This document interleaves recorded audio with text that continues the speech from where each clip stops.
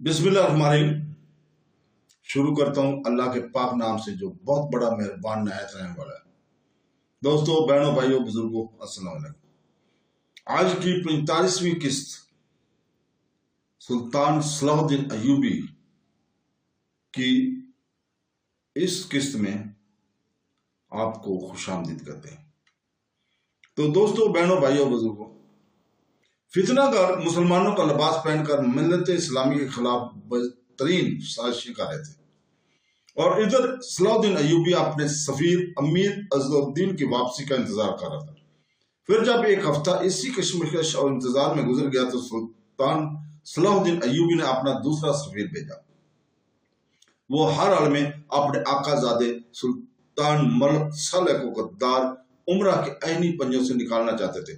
गुमशुदगीन ने सलाहुद्दीन अय्यूबी के दूसरे सफीर को भी गिरफ्तार करके अंधे कुएं में डालना चाहा, मगर अमीर कुतुबुद्दीन हसन ने इसे मना किया।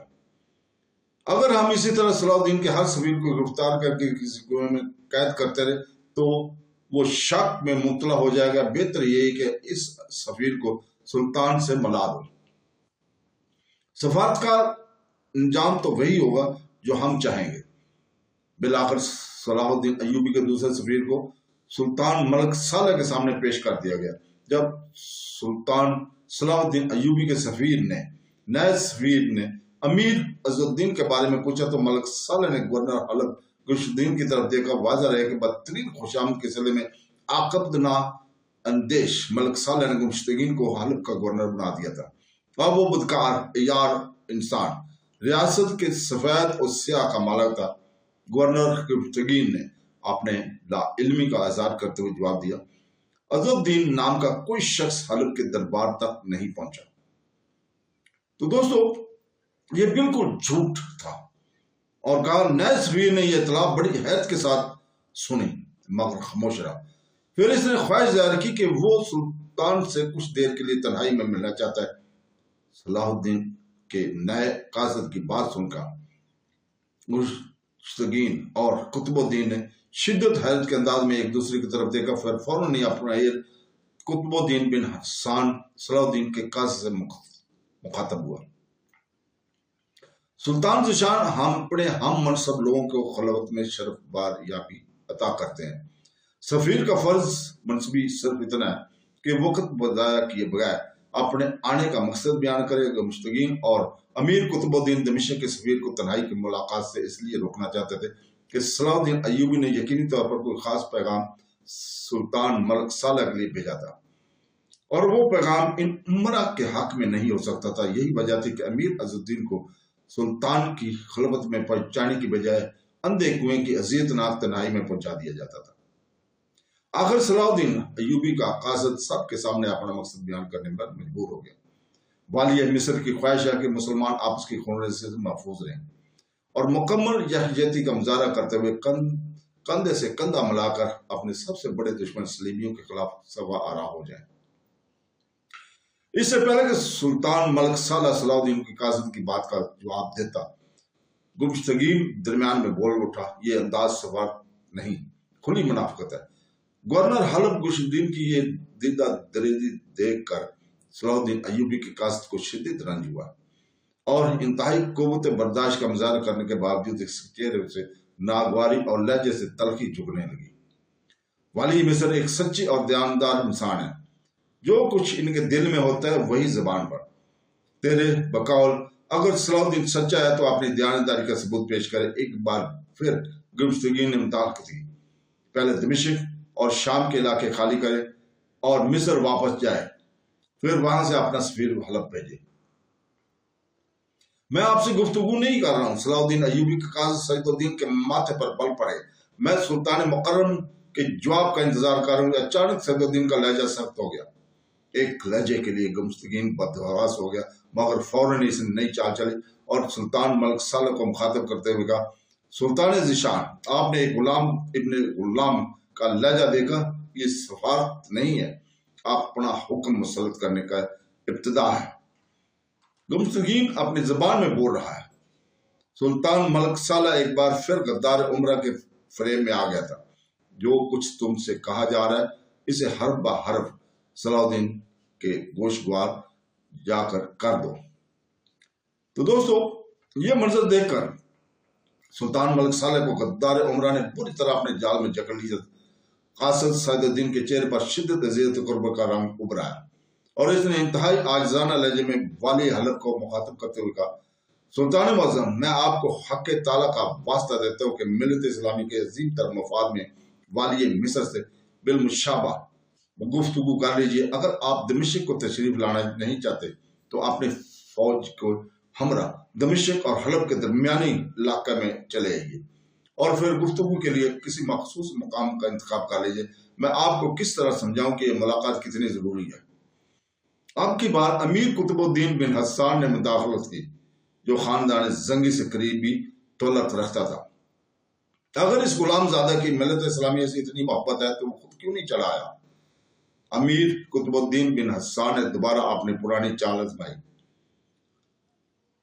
قاصد سعید الدین نے اندازہ کر لیا تھا کہ سلطان ملک صالح کو اپنی بات سمجھانے میں ناکام ہو چکا ہے، اس لیے وہ کھڑا ہو گیا، مگر جاتے جاتے اس نے وہ خوفناک راز بھی ظاہر کر دیا جسے اب تک وہ سینے میں چھپائے ہوئے تھا۔ سلطان معظم، میں ایک مخلص اور وفادار کرندے کی حیثیت سے اپنا فرض سمجھتا ہوں کہ آپ کو آنے والے طوفان کی ہولناکیوں سے باخبر کر دوں۔ وہ طوفان جو بدقسمتی آپ کو نظر نہیں آ رہا۔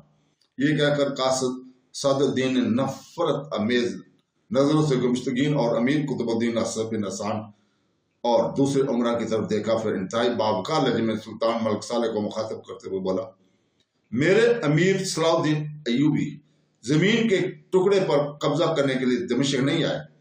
ان کی آمد کا ایک ہی مقصد ہے کہ وہ نمک حرام امیروں کی سازشوں کا پردہ چاک کر ڈالے اور آپ کی جان اور جاگیر کو درست نما دشمنوں کی درز اندازی سے بچا سکیں۔ یہ کہہ کر قاصد سعید الدین تیزی کے ساتھ کمرے سے نکل گیا۔ اس نے نہایت جرأت اور بے باکی کے ساتھ اپنا فرض ادا کر دیا تھا۔ اگرچہ گفتگین اور قطب الدین وغیرہ نے اپنی چرب زبانوں اور یاریوں کا مظاہرہ کر کے سلطان ملک صالح کو مطمئن کر دیا تھا، مگر قاصد سعید الدین کی بات سن کر وہ نادان حکمران چونکا ضرور تھا۔ قاصد سعید الدین شدید ناکامی کی حالت میں دمشق کی طرف واپس جا رہا تھا، مگر گمشتگین کے اشارے پر اس وقت قتل کر دیا گیا جب وہ حلب کے حدود سے نکل کر تھوڑی ہی دور گیا تھا۔ پھر اس کی لاش گھسیٹ کر جنگل کے ایک تاریک گوشے میں دفن کر دی گئی۔ صلاح الدین ایوبی کی سفارت مکمل طور پر ناکام ہو چکی تھی۔ اس کا ایک سفیر امیر عز الدین اندھے کنویں میں قید تھا اور دوسرا قاصد زیر خاک سو رہا تھا۔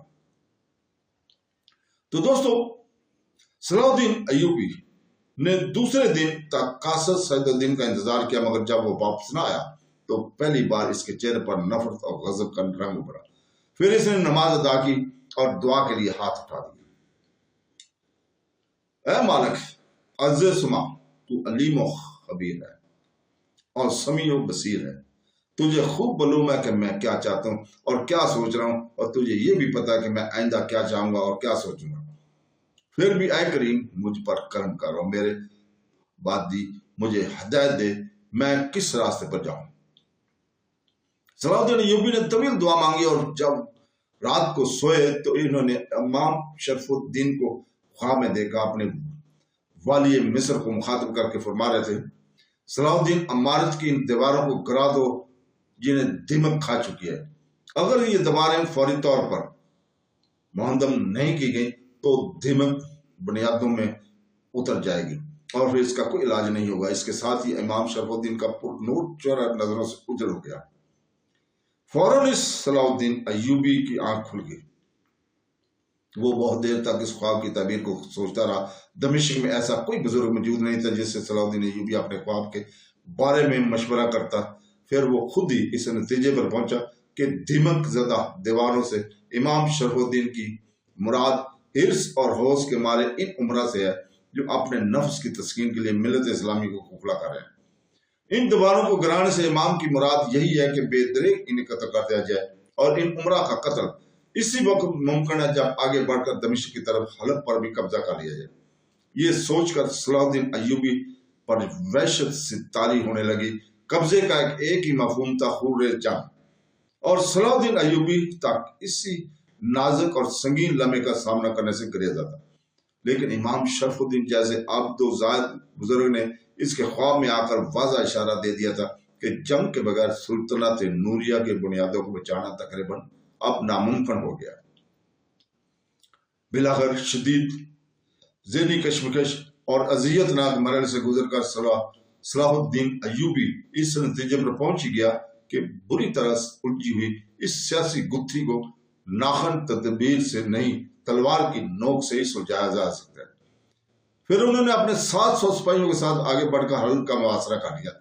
یہ صلاح الدین ایوبی کی شجاعت اور دل ازائی کا کھلا ثبوت تھا کہ اس نے فوج کے ایک مختصر سے دستے کے ساتھ اتنا بڑا قدم اٹھایا، ورنہ 700 سپاہی اس قابل نہیں ہوتے جو غیر سرزمین پر جارحانہ انداز اختیار کر رہے ہیں۔ اتنی مختصر فوج تو دفاعی جنگ بھی نہیں لڑ سکتی۔ عام انسان کہہ سکتا ہے کہ سلطان صلاح الدین ایوبی کا یہ اقتدام احکامانہ نہ تھا، چند سپاہی لے کر اپنے سے کئی گنا بڑی فوج کا مقابلہ کرنے کے لیے اس کے ساتھ داخل میں ہو گیا تھا، مگر حقیقت یہ ہے کہ صلاح الدین ایوبی ایک راسخ العقیدہ اور نیک سیرت حکمران تھا۔ وہ ہر حال میں قادر ملک کی تائید پر یقین رکھتا تھا۔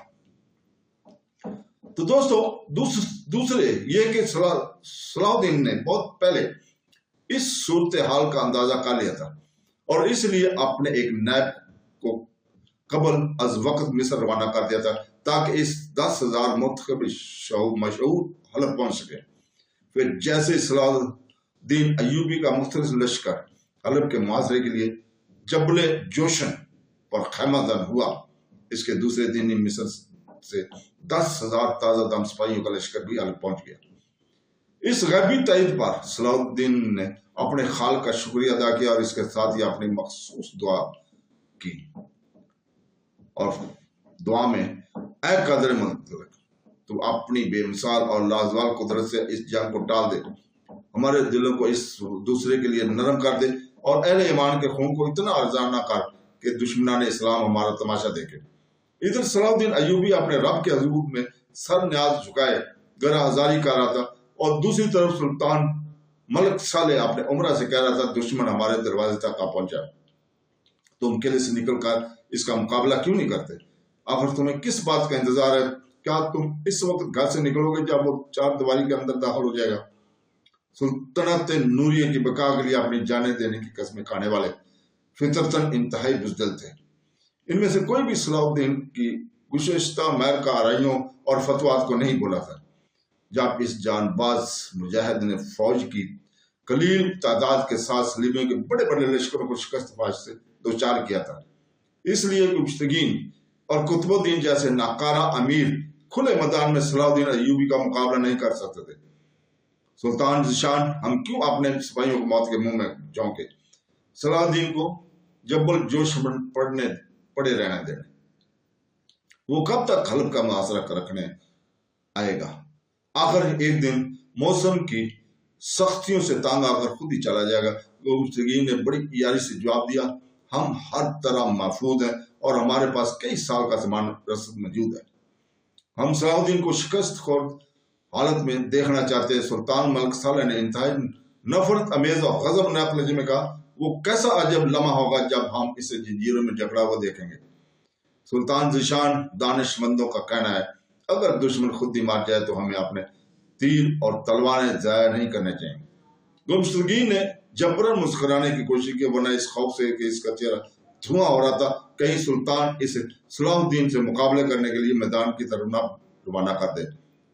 سلطان ملک صالح اب اتنا کم فہم بھی نہیں تھا کہ کسی دلیل کے بغیر گبشتگین کی باتوں سے بہل جاتا۔ یہ کیسے ممکن ہے کہ ہمارے تیر بھی ضائع نہ ہوں اور صلاح الدین بھی ہلاک ہو جائے؟ سلطان ملک صالح کے چہرے سے بدستور غصہ چلک رہا تھا۔ تیر تو ضائع ہوں گے مگر کسی اور کے، یہ کہہ کر گبشتگین جھکا اور کچھ دیر تک سلطان ملک صالح سرگوشی میں باتیں کرتا رہا۔ قریب بیٹھے ہوئے عمرہ بھی حیرت زدہ تھے کہ آخر گبشتگین اتنی رازداری کے ساتھ کیا گفتگو کر رہا ہے۔ چند لمحے کے لیے سلطان ملک صالح کے ہونٹوں پر گہرا تبسم ابھرا मगर फौरन ही वो बहुत ज्यादा संजीदा नजर आने लगा। कुछ भी हो, हमें सलाहुद्दीन का साथ चाहिए, ये कहकर सुल्तान मलिक सालेह खुफिया इजलास से उठकर अपने खुसूसी कमरे में चला गया, जहां एक नाखेज और हसीन लड़की शराब की सराय लिए इसकी मुंतजर थी। सुल्तान मलिक सालेह के साथ पर सलाहुद्दीन अय्यूबी का जो खौफ तारी था, वो इसे शराब के सागर में डुबोने लगा। तो दोस्तों, आज हम यहीं आपसे इजाजत चाहते हैं और इंशाअल्लाह ताला कल यहीं से हम शुरू करेंगे। कल तक के लिए इजाजत। अल्लाह हाफ़िज़।